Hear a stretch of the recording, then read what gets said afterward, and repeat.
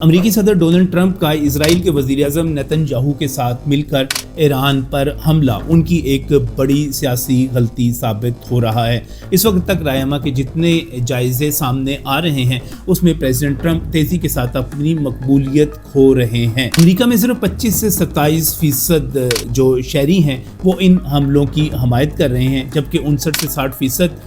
جو امریکی ہیں انہوں نے واضح طور پر اس کی مخالفت کر دی ہے۔ اور اس وقت امریکہ کی سینٹ سے لے کر ہر جگہ پر اس جنگ کے حوالے سے سوالات پوچھے جا رہے ہیں۔ کچھ سوالات وہ ہیں جو کہ امریکن سینیٹرز نے پوچھے اور کچھ سوالات وہ ہیں جو کہ میں پریزیڈنٹ ٹرمپ سے پوچھنا چاہ رہا ہوں اس ویلاگ میں۔ آئیے چلتے ہیں پریزیڈنٹ ٹرمپ سے کچھ سوال پوچھتے ہیں۔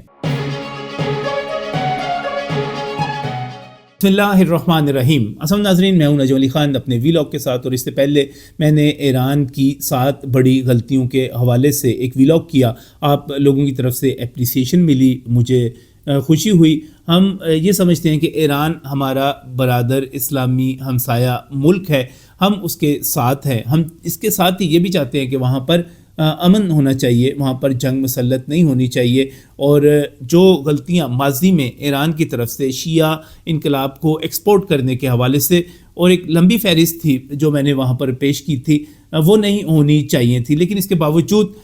جو اصل سوالات ہیں وہ اس حملے کے بعد پریزیڈنٹ ٹرمپ سے ہونے چاہیے۔ 2 بنیادی سوالات اس وقت امریکہ کی سینٹ میں بھی پوچھے جا رہے ہیں جو امریکن سینیٹرز ہیں۔ میں پہلے ان 2 سوالوں کی بات کروں گا، اس کے بعد مزید 8 سوالات میرے پاس موجود ہیں۔ ٹوٹل 10 سوال یہاں پر ہیں جن کا پریزیڈنٹ ٹرمپ کو یا ان کے حامیوں کو ضرور جواب دینا چاہیے۔ پہلا سوال جو پوچھا جا رہا ہے وہ یہ ہے کہ اس جنگ کا جواز کیا ہے۔ یہ بڑا ہی بنیادی قسم کا سوال ہے۔ جب امریکی صدر کی طرف سے یہ کہا جاتا ہے کہ ہم پر خطرہ تھا کہ ایران جو ہے وہ اپنے میزائلوں سے یا اپنے ہتھیاروں سے امریکہ پر حملہ کر سکتا ہے، تو پھر سینٹ میں جو ایک خصوصی بریفنگ دی گئی اس میں اس کی نفی کر دی گئی۔ کہا گیا کہ یہ ایسا خطرہ موجود ہی نہیں تھا، اور اس کے ساتھ ہی جب ایٹمی پروگرام کی بات کی جاتی ہے تو وہاں پر بھی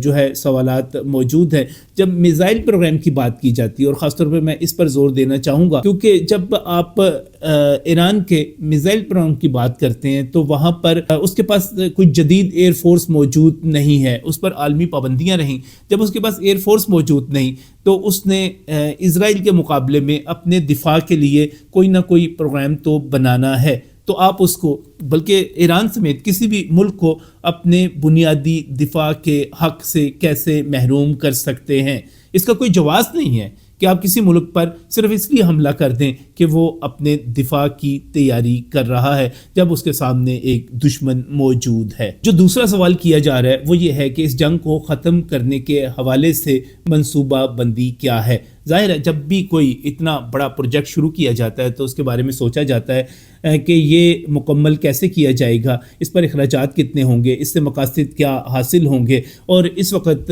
جو وہاں پر سوال کیا جا رہا ہے وہ یہ ہے کہ جنگ تو آپ نے شروع کر دی، اور جنگیں اس سے پہلے بھی شروع کی گئی تھیں۔ افغانستان کی جنگ تھی، عراق کی جنگ تھی، ویتنام کی جنگ تھی۔ میں ان جنگوں کو تفصیل کے ساتھ ایک اور حوالے سے ایک اور سوال کے ساتھ ضرور ڈسکس کروں گا، لیکن امریکہ میں یہ سوال ہو رہا ہے کہ اس جنگ کو ختم کرنے کی منصوبہ بندی کیا ہے، اور اس سوال کا ابھی کوئی جواب موجود نہیں ہے۔ یہ 2 سوال ہیں جو کہ امریکہ میں ان کے سینیٹرز کی طرف سے، ان کے جتنے آپ کہہ سکتے ہیں کہ تھنک ٹینکس ہیں ان کی طرف سے کیے جا رہے ہیں۔ لیکن میرا سوال اس سے ہٹ کر تیسرا سوال جو ہے وہ میرا سوال ہے، اور میرا پریزیڈنٹ ٹرمپ سے، میرا امریکہ سے سوال ہے کہ جب آپ خود ایک ایٹمی طاقت ہیں اور آپ دنیا کے وہ ملک ہیں، واحد ملک ہیں جنہوں نے اس ایٹمی طاقت کا بے رحمانہ استعمال کیا ہے۔ میں ہیروشیما اور ناگاساکی کی بات کر رہا ہوں جو ان پر ایٹمی حملے کیے گئے۔ میں 6 اگست 1945 کی بات کر رہا ہوں، میں 9 اگست کی بات کر رہا ہوں،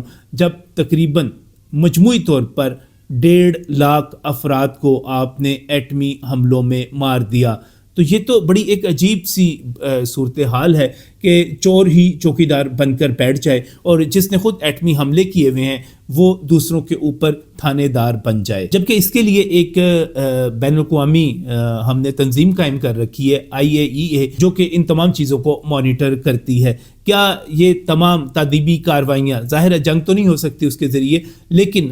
تعدیبی کارروائیاں، روکنا، سوال کرنا، اعتراض کرنا، اس کی طرف سے نہیں ہونا چاہیے تھا؟ یہ امریکہ ایک ملک کے طور پر کیسے کر سکتا ہے؟ میرا چوتھا سوال پریزیڈنٹ ٹرمپ سے اسرائیل کے حوالے سے ہے کہ جب ہم اسرائیل کی بات کرتے ہیں کہ وہ ایران پر اس لیے حملہ آور ہے کہ وہ اس کی ایٹمی طاقت کو ختم کرنا چاہتا ہے، تو ہمارے پاس اس وقت رپورٹس موجود ہیں، اگرچہ اسرائیل کی طرف سے کبھی تسلیم نہیں کیا گیا، لیکن stock home international peace research institute جو ہے اس کی جو رپورٹ تمام جگہوں پر موجود ہے کہ اسرائیل کے پاس کم از کم 90 ایٹمی وار ہیڈز موجود ہیں، اور اس سلسلے میں اس کا ڈائمونا نیوکلیئر ریسرچ انسٹیٹیوٹ جو ہے اس کی بات خاص طور پر کی جاتی ہے۔ اور اس کے علاوہ بعض رپورٹس تو ایسی ہیں جو اسرائیل کے پاس صرف 90 نہیں بلکہ بعض رپورٹس ایسی ہیں جو 160 سے 180 اور بعض تو 400 تک جو ایٹمی وار ہیڈز ہیں ان کی بات کرتی ہے، ان کا الزام لگاتی ہے۔ تو کیا اگر آپ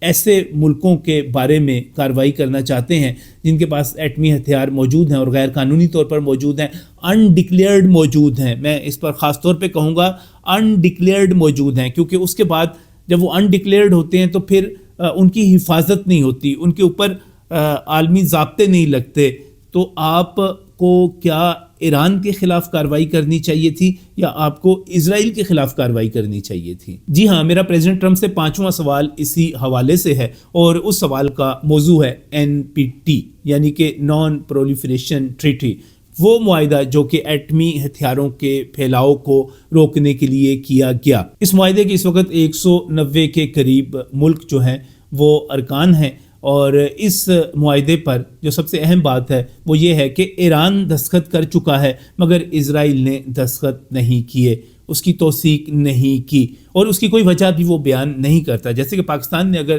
NPT پر دستخط نہیں کیے تو اس کی وجہ وہ بیان کرتا ہے کہ بھارت نے اس پر دستخط نہیں کیے، ہمارا سیکیورٹی تھریٹ موجود ہے۔ اگر انڈیا NPT کو قبول کرتا ہے، وہ ایک انسپیکشن کے سسٹم کو قبول کرتا ہے، ہم بھی قبول کر لیں گے، لیکن چونکہ انڈیا اس کو قبول نہیں کر رہا تو ہم اس کو، پاکستان اس کو بھی ایکسیپٹ نہیں کر رہا، اس پر سائن نہیں کر رہا۔ لیکن یہاں پر تو صورتحال ہی بالکل مختلف ہے۔ آپ جس ملک پر حملہ کر رہے ہیں اس نے NPT پر دستخط کیے ہوئے ہیں، اس کی جو بعض سائٹس ہیں ان کی انسپیکشن IAEA کرتی ہے، اس کے حوالے سے رپورٹس موجود ہیں، جبکہ اسرائیل جو ہے وہ تو اس پر دستخط ہی نہیں کر رہا، اس کو مان ہی نہیں رہا۔ تو آپ کس طرح ایران کے خلاف کارروائی کر سکتے ہیں؟ یہ تو ایسے ہی ہے جیسے بالکل ایک قاتل جو ہے وہ مقتول بن کے سامنے آ جائے، معصوم بن کے سامنے آ جائے۔ میرا پریزیڈنٹ ٹرمپ سے 6واں سوال یہ ہے کہ ٹھیک ہے ملک جنگیں بھی کرتے ہیں، لیکن جب مذاکرات ہو رہے ہوں، مذاکرات آگے بڑھ رہے ہوں، اس میں باقاعدہ طور پر ثالثی کرنے والے ممالک موجود ہوں، امان کی ثالثی میں جو مذاکرات ہو رہے تھے اور اس میں جس طرح پاکستان کا بھی ایک بڑا کردار ہے، اور ایران جو ہے اپنی یورینیم کی افزودگی کو 60% سے بہت پیچھے لے کر 1 سے 2% پر اور پرامن مقاصد کے لیے استعمال کرنے پر رضامند ہو گیا تھا، تو اس کے بعد آپ کو مذاکرات کا اگلا دور کرنا چاہیے تھا، نہ کہ آپ اس پر حملہ کرتے تھے۔ مذاکرات کے دوران حملہ یہ ثابت کر رہا ہے کہ آپ مذاکرات میں ناکام ہو رہے تھے، آپ کے پاس دلیل نہیں رہ گئی تھی، آپ کے پاس کوئی مقدمہ نہیں رہ گیا تھا۔ یہ وجہ ہے کہ آپ نے ہتھیار کو اور طاقت کو استعمال کرنا جو ہے زیادہ مناسب سمجھا، کیونکہ آپ ڈائیلاگ میں ہار رہے تھے، یہ وجہ ہے۔ تو آپ اس کا جواب دیجئے، بتائیے کہ آپ ڈائیلاگ سے لڑتے اور ثابت کرتے کہ ایران جو ہے یہ غلط کر رہا ہے، یہ غلط کر رہا ہے، لیکن ایران تو آپ کی شرائط کو مان رہا تھا، پھر حملہ کیوں کیا گیا؟ میرا 7واں سوال یہ ہے کہ ایک مرتبہ پھر یہ ثابت ہونے جا رہا ہے کہ امریکہ نے جو ماضی میں غلطیاں کی وہ دوبارہ کرنے جا رہا ہے یا کر چکا ہے۔ میں غلط معلومات کے اوپر حملوں کی بات کر رہا ہوں۔ اس سے پہلے 2003 میں جب عراق پر حملہ کیا گیا، اس وقت بھی عراق میں جو ویپنز آف میس ڈسٹرکشن ہے ان کی بات کی گئی، لیکن جب جنگ ختم ہو گئی اور عراق کو تباہ کر دیا گیا تو پتہ چلا کہ وہاں پر تو ایسے کوئی ہتھیار موجود ہی نہیں ہیں۔ بلکہ میں اس سے بھی پیچھے جاؤں گا اور بات کروں گا ویتنام کی جنگ کے حوالے سے، اور یہ کہا گیا کہ شمالی ویتنام نے امریکی جہازوں پر حملہ کیا ہے۔ اس کو کہتے ہیں جی گلف آف ٹونکن انسیڈنٹ، لیکن جب جنگ ختم ہوئی تو پتہ چلا کہ ایسا کوئی واقعہ ہوا ہی نہیں تھا، یہ تو رپورٹ ہی غلط تھی، اس کے اوپر پوری کی پوری جنگ چھیڑ دی گئی۔ میرا 8واں سوال پریزیڈنٹ ٹرمپ سے بھی ہے اور ان 25 سے 27% امریکی شہریوں سے بھی ہے جو اس جنگ کی حمایت کر رہے ہیں۔ میرا سوال یہ ہے کہ اس جنگ کے اخراجات جو ہیں کیا ان کے ٹیکس کے پیسوں سے ادا نہیں کیے جائیں گے؟ کیا پریزیڈنٹ ٹرمپ جو دنیا بھر میں ٹیرف لگانے جا رہے ہیں اور خود ان کی سپریم کورٹ جو ہے ان کے فیصلے کو مسترد کر رہی ہے، غلط قرار دے رہی ہے، وہ امریکہ کو ایک عظیم قوت بنانا چاہتے ہیں، ایک عظیم معاشی قوت، تو کیا ایسے میں جنگ کے اوپر جو ہے کئی بلین ڈالرز خرچ کر دینا کیا وہ منطقی ہے، کیا وہ درست ہے؟ اور میرا اسی سے جڑا ہوا سوال ہے، اور یہ بھی امریکی شہری اس وقت کر رہے ہیں، کہ جب پریزیڈنٹ ٹرمپ اتنا بڑا فیصلہ کرنے جا رہے تھے تو کیا ان کو کانگریس سے منظوری نہیں لینا چاہیے تھی؟ سینٹ میں اس حوالے سے قرارداد ضرور مسترد ہوئی ہے، لیکن اس کے باوجود جب آپ جمہوریت کی بات کرتے ہیں، جب آپ یہ کہتے ہیں کہ ہم دنیا کی سب سے بڑی اور بہترین اور دنیا کے سامنے ایک آئیڈیل ڈیموکریسی ہیں، تو پھر اس جمہوریت کے کچھ تقاضے بھی ہیں۔ آپ کو اتنے بڑے فیصلے کے لیے کیا کانگریس سے منظوری نہیں لینا چاہیے تھی؟ میرا 9واں سوال یہ ہے کہ کیا جس امن کی بات آپ کرتے ہیں اور جس امن کے نعرے کے تحت آپ یہ کہتے ہیں کہ میں دنیا میں 8 سے 9 جنگیں رکوا چکا ہوا ہوں، آپ یہ کہتے ہیں کہ آپ کو نوبل پیس پرائز ملنا چاہیے، اور اس کی پاکستان نے بھی حمایت کی کیونکہ آپ نے پاکستان اور انڈیا کی جنگ رکوائی، لیکن اس کے ساتھ ہی جب آپ اس طرح کی جنگیں شروع کر دیتے ہیں، آپ خود جو ہے